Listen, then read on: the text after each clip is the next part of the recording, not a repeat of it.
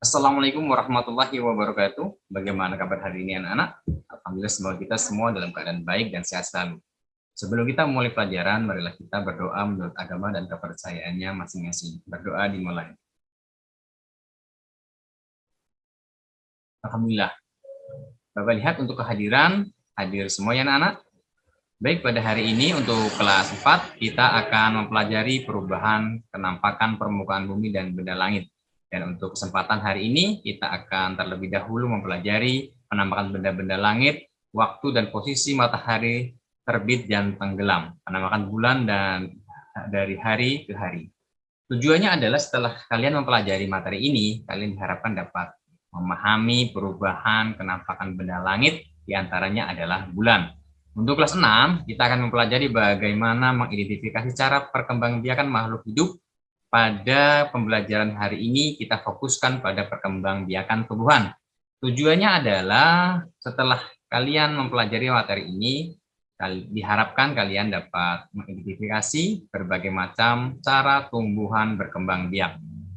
Baik, sebelum pelajaran ini dimulai, Bapak akan membagi beberapa kelompok baik kelas 4 maupun kelas 6. Yang selanjutnya nanti dari masing-masing kelompok untuk dapat melihat gambar dan menyimak penjelasan yang Bapak berikan dan diskusikan bersama kelompok dari materi yang Bapak jelaskan.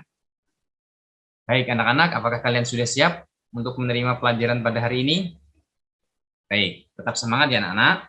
Untuk mengawali pembelajaran hari ini, Bapak akan bertanya. Untuk kelas 4, apakah kalian tahu benda langit?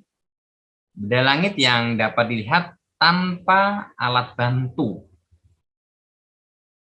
Ya, ada bulan, bintang, matahari. Baik, untuk kelas 6, apa kalian tahu tumbuhan yang berbiji dan tidak berbiji? Coba sebutkan. Ya, tumbuhan berbiji, ada padi, jagung, tebu. Baik. Tumbuhan tidak berbiji, lumut, tumbuhan paku, ada juga jamur. Baik.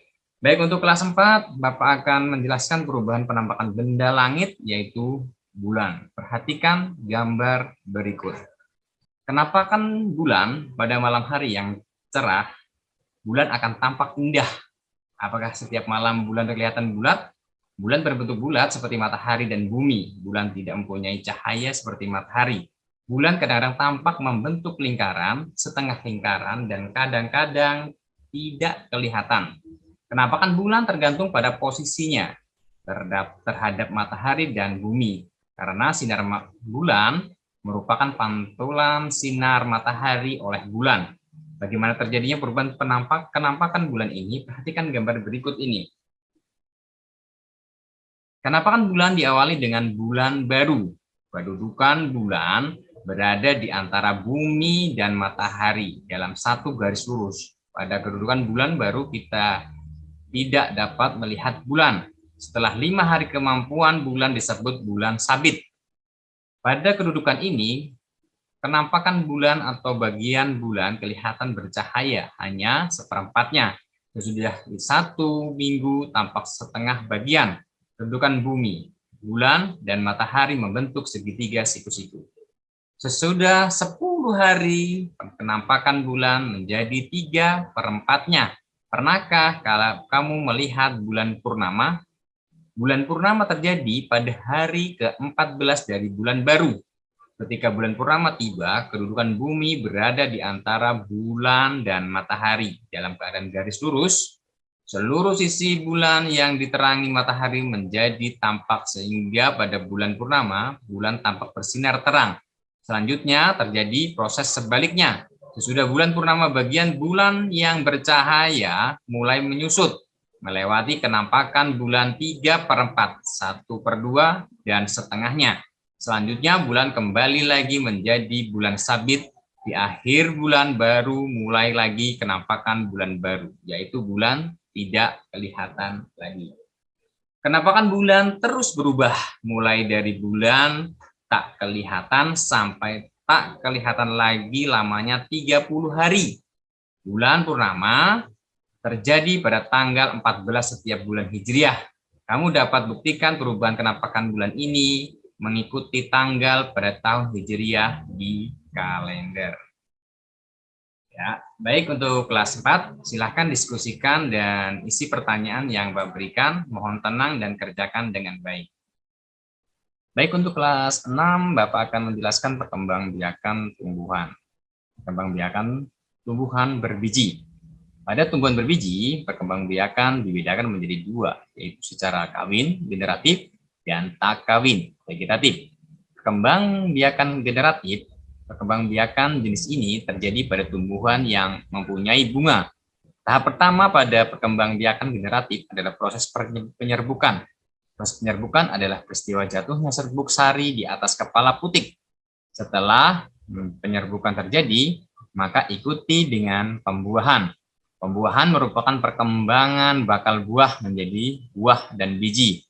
Pada sebuah bunga, terdapat beberapa bagian-bagian yaitu dasar bunga, kelopak bunga, mahkota bunga, putik, dan benang sari. Untuk putik merupakan alat kelamin betina yang terdiri dari bakal buah, bakal biji, tangkai putik, dan kepala putik. Sedangkan alat kelamin jantan disebut benang sari yang memiliki kepala sari serta tangkai sari. Secara umum, penyerbukan dibantu oleh serangga, semisal lebah dan kupu-kupu. Selain serangga, manusia serta angin juga dapat membantu proses penyerbukan. Dan contohnya adalah vanili, jagung, rumput, rumputan. Perkembangbiakan vegetatif. Pada perkembangbiakan vegetatif dapat terjadi secara alami dan buatan.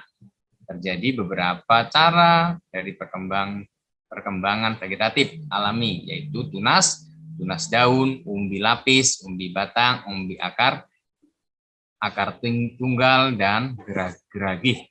Sedangkan untuk perkembangbiakan vegetatif secara buatan terdiri dari akulasi atau menempel, menyambung stek, cangkok, dan merunduk. Setelah mengetahui perkembangbiakan tumbuhan tidak berbiji, maka selanjutnya adalah perkembangbiakan pada tumbuhan tidak berbiji.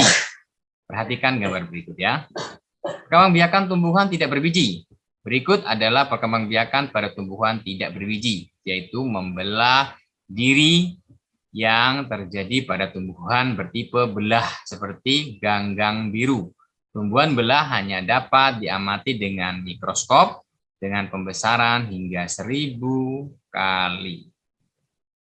Ya, ini contohnya adalah spora terjadi pada jamur, tumbuhan paku, serta lumut. Silakan kalian diskusi tentang tumbuhan vegetatif dan generatif berdasarkan gambar tersebut. Baik, untuk kelas 6 silahkan diskusikan dan isi pertanyaan yang Bapak berikan. Mohon tenang dan kerjakan dengan baik. Baik anak-anak, apakah kalian sudah selesai mendiskusikan materi pada hari ini? Apakah ada yang ingin ditanyakan atau ada yang belum kalian pahami? Baik, Bapak akan jelaskan dan meluruskan dari diskusi kita untuk kelas 4. Benda langit yang tidak mengeluarkan cahaya sendiri, melainkan memantulkan cahaya dari matahari disebut bulan. Jadi bulan terletak di antara matahari dan bumi, akan mengakibatkan terbentuknya bulan baru atau bulan muda. Baik, Bapak jelaskan dan meluruskan dari diskusi kita untuk kelas 6. Vegetatif dan generatif pada tumbuhan adalah cara perkembangbiakan tumbuhan. Vegetatif adalah perkembangbiakan tumbuhan secara tak kawin. Generatif adalah perkembangbiakan tumbuhan secara kawin atau perkembangbiakan yang dialami oleh tumbuhan berbiji melalui penyerbukan. Kemudian yang termasuk dalam tumbuhan vegetatif yaitu spora, yaitu lumut, tumbuhan paku, dan jamur. Umbi lapis seperti bawang merah, bawang bombay, bawang putih, bunga bakung, bunga tulip, bunga amaryllis, dan lain sebagainya. Umbi batang yaitu umbi jalar, kentang, talas, bengkuang, dan gadung. Kemudian umbi akar yaitu lobak, wortel, dan singkong. Kemudian tunas ada pisang, bambu, dan tebu. Akar tunggal yaitu ada kunyit, temulawak, lengkuas, jahe, dan geragih, yaitu stroberi dan rumput teki. Itu adalah contoh tumbuhan yang berkembang biak dengan cara vegetatif. adalah seperti mangga, tomat, jambu biji, dan lain sebagainya. Baik, silakan kalian cek kembali apa yang sudah kalian jawab, apakah sudah benar. Baik, setelah kita simpulkan bersama-sama pada pembelajaran pada hari ini, semoga apa yang kita pelajari pada hari ini bermanfaat untuk kita semua. Demikian pembelajaran pada hari ini, semoga kita diberi kemudahan dalam menerima setiap pelajaran, dan Bapak akhiri, wassalamualaikum warahmatullahi wabarakatuh.